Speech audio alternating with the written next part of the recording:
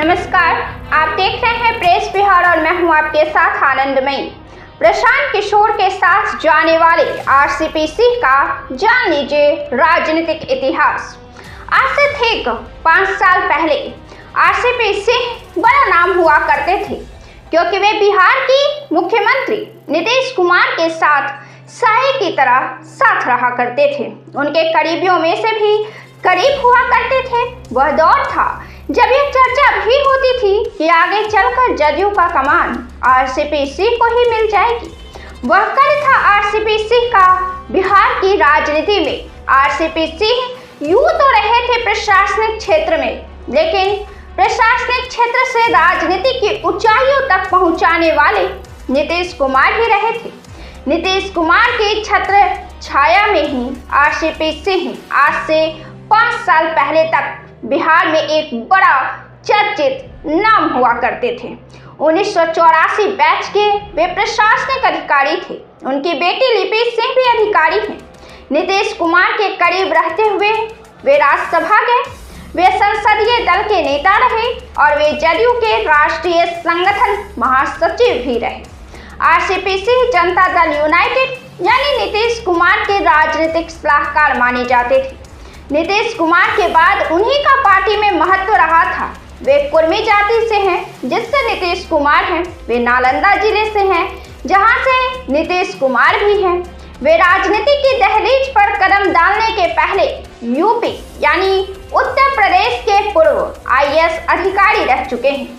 नीतीश कुमार और आरसीपी सिंह की मुलाकात की कहानी भी काफी रोमांचक है। साल 1996 में नीतीश कुमार अटल बिहारी वाजपेयी की सरकार में तब केंद्रीय मंत्री हुआ करते थे। तब आरसीपी सिंह केंद्रीय मंत्री बने बेनी सिंह के निजी सचिव हुआ करते थे। तभी दोनों की मुलाकातें हुई थी। नीतीश कुमार तब आरसीपी सिंह से इस तरह प्रभावित हुए थे कि उन्होंने आरसीपी सिंह को अपना विशेष सचिव बना लिया था जब वे रेल मंत्री बने थे। 2005 में नीतीश कुमार जब बिहार के मुख्यमंत्री बने तो फिर आरसीपी सिंह का भी बिहार में आना हुआ। 2005 से 2000 तक तो वे नीतीश कुमार के साथ प्रधान सचिव के तौर पर कार्यरत रहे। इस बीच पार्टी में आरसीपी सिंह ने भी अपनी एक खास स्थान बना ली थी, मजबूती बना ली थी और राजनीति में आने का मन भी बना लिया था।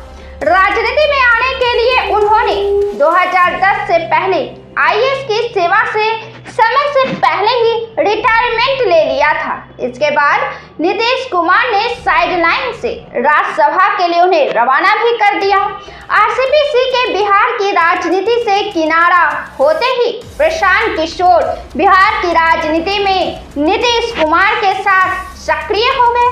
2015 में लालू नीतीश साथ आए और यह साथ आने की जो राजनीति हुई, रणनीति बनी, वह प्रशांत किशोर की ही रही थी। प्रशांत किशोर का कद जनता दल यूनाइटेड में बढ़ने लगा था और वे नीतीश कुमार के बेहद करीब माने जाने लगे थे। इसके बाद साल 2016 में एक बार फिर नीतीश कुमार ने आरसीपी सिंह को राज्यसभा के लिए भेजा था। इधर 4 साल में ही नीतीश कुमार और प्रशांत किशोर का रंग फीका पड़ने लगा था। 2019 आते आते दोनों की राहें अलग हो गई थी और आरसीपी सिंह का कद फिर से जदयू में ऊपर ऊंचाई को छूने लगा था। इसी साल लोकसभा चुनाव भी होने थे। हुआ भी चुनाव और मोदी की सरकार भी बनी। मोदी ने कहा कि जदयू कोटे से एक मंत्री बनेंगे, लेकिन भाजपा की पसंद आरसीपी सिंह थे और ऐसी चर्चा भी रही थी कि ललन सिंह भी इसके दावेदार थे। ऐसे में नीतीश कुमार ने हाथ पीछे खींच लिया और फिर कहा कि जदयू का कोई प्रतिनिधित्व मोदी सरकार में नहीं होगा। इसी समय से आरसीपी सिंह और भाजपा के बीच नजदीकियां हो गई थी। कहा जाने लगा था कि आरसीपी सिंह का शरीर तो जदयू में है, लेकिन आत्मा भाजपा में है। इसी रस्साकसी के बीच 2022 में आरसीपी सिंह ने जदयू से इस्तीफा दे दिया। 2020 में एक बड़ी घटना हुई थी। तब मुंगेर में दुर्गा विसर्जन के दौरान लोहापट्टी के एक किशोर युवक को गोली लगी थी और उसमें पुलिस प्रशासन पर आक्रोश था। उस समय लिपि सिंह कार्यरत थी, उन पर एक्शन नहीं हुआ, जिसके बाद राजनीति में यह चर्चा बनी कि नीतीश कुमार के करीब रहने वाले आरसीपी सिंह की बेटी लिपि सिंह पर एक्शन होने में देरी हो रही है। तब वह यहाँ पुलिस अधीक्षक बनी थी। मुंगेर वासियों और पुलिस के बीच हुई झड़प में लिपि सिंह को हटाए जाने की मांग तेज थी और तब नीतीश कुमार ने लिपि सिंह को अधीक्षक के पद से हटा दिया था। यह मांग इसलिए भी तेज थी कि जो किशोर को गोली लगी थी वह अपने घर का 4 बहनों का इकलौता भाई था और इस हिंसक झड़प में वह शामिल भी नहीं था। मूर्ति विसर्जन में वह शामिल था। इस वजह से मुंगेर में लिपि सिंह के खिलाफ आक्रोश फूट पड़ा था।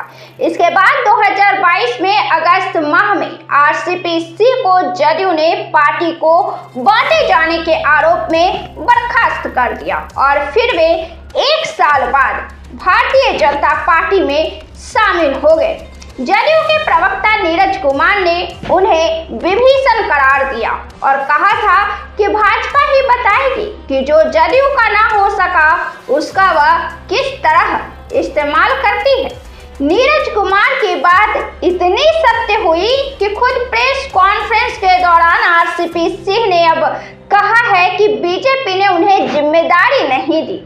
हालांकि तब उनकी एक जिम्मेदारी थी नीतीश कुमार पर खूब जोर का अटैक करना। वे जब तक भाजपा में रहे नीतीश कुमार को जबरदस्त तरीके से घेरने का काम किया। जब नीतीश कुमार और भाजपा की राहें अलग अलग थी, लेकिन फिर उन्होंने भाजपा पार्टी भी छोड़ दिया और अपनी नई पार्टी बनाई। 1 साल भारतीय जनता पार्टी में रहने के बाद इन्होंने पिछले साल 31 अक्टूबर को आशा नाम की एक पार्टी बनाई, जिसका मतलब था, आशा नाम का मतलब था आपकी आवाज, और बिहार विधानसभा चुनाव में लड़ने का हुंकार भरा। इस दौरान उन्होंने यात्रा भी निकाली बिहार में, लेकिन अब वे आपकी आवाज का विलय जन सुराज पार्टी प्रशांत किशोर की पार्टी में कर दी है।